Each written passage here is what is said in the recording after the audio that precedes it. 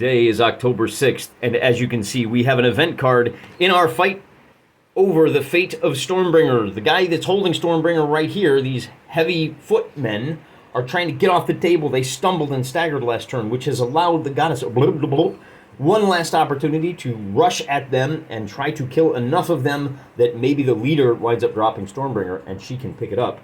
They only have until October 12th.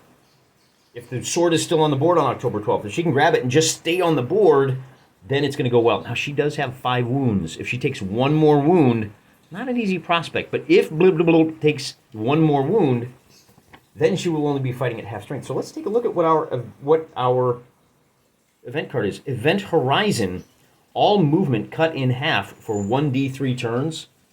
You have got to be kidding me.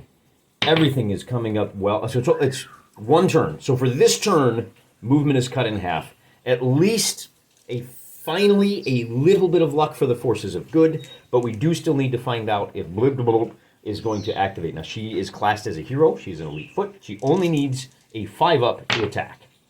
With the result of a 5, she does. She is going to pile into these guys, and she rolls 12 dice. She hits on 3s, and she re-rolls all misses. So we'll pull out any 1s and 2s, and we'll re-roll those, and she gets a total of 12 hits. These old boys have an armor of 3, so we're going to pull off 1, 2, 3, and put a wound marker down. So they have taken their 4 hits. But they are at full strength, so they get to counterattack. On the defense, they get to hit on 4s, and they get a total of 1, 2, 3, 4 hits. That's just enough to wound her once, but this being a goddess, she has a 6-up armor save. If she rolls a 6, she takes no damage. With a 3, she takes the 1 point of damage. And now we get to have a little bit of fun because we have to roll dueling morale checks. These guys have a morale of 4. They're at -7. They roll a 10, which is not good enough. A result of a 3 means they are going to drop Stormbringer, and they are going to fade back. Well, it would normally be an inch and a half, but remember, movement is cut in half. They're going to fade back 3/4 of an inch, something like that. We'll actually fade them back this way a little bit. I got a little ahead of myself here, had to rewind a bit. I didn't check her morale. She is going to be at a total of -6 to her check. The heroes, elite foot, have a morale of 3. She has 6 wounds. She is going to be at -6. With the result of a 10, she succeeds, so she's going to stand right where she's at. She is in the way of Stormbringer, and oh man, every time you think this is about done, something else happens like this. Let's hop on over. We need to find out what happens to the other unit of Chaos figures. That is this unit of gnolls. They are trying to move up. Well, let's check the distance. They may be able to shoot these guys.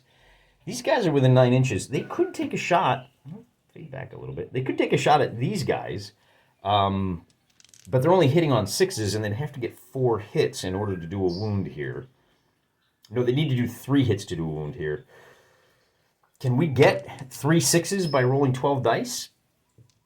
The question is, do we move up or do we open fire? And I think the answer is, let's just go ahead and open fire. These guys have done a great job. Oh, they're hitting on 5s, actually. Result of an 8, they will shoot at these guys. They're at -1 because they're at long range. So normally they're hitting on 4s. Now they're hitting on 5s. And for every 3 5s they get, so there's 1 hit, and there's 2 hit, and they even had 1 extra hit. So they do 2 wounds to these guys. We're going to pull off 3,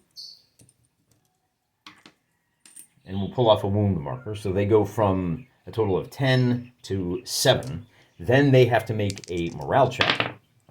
And with a result of a 7, -4, they get a 3. That is a failure. They are going to be battered, and they are going to retreat towards their baseline.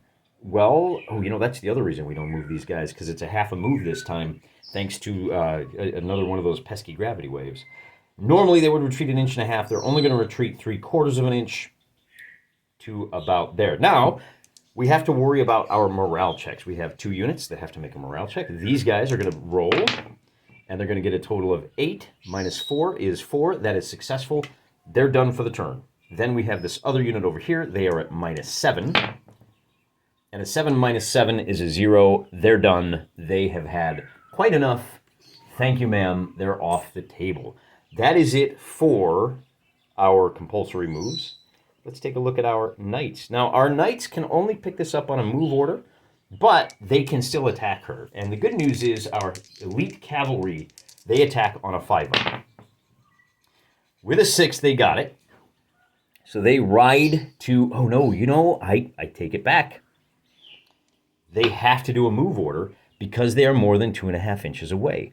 All they can do is move up the 2.5 inches to here.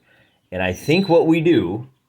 what do we do for the next... You can't move within an inch of your opponent, so I think bloop bloop bloop on the next turn is going to have to attack these guys. But we have one more unit over here that can ride up and try to do some good. They are going to activate on a 5 or better. And go figure... They roll snake eyes. That is the end of the turn. That is the end of October 6th.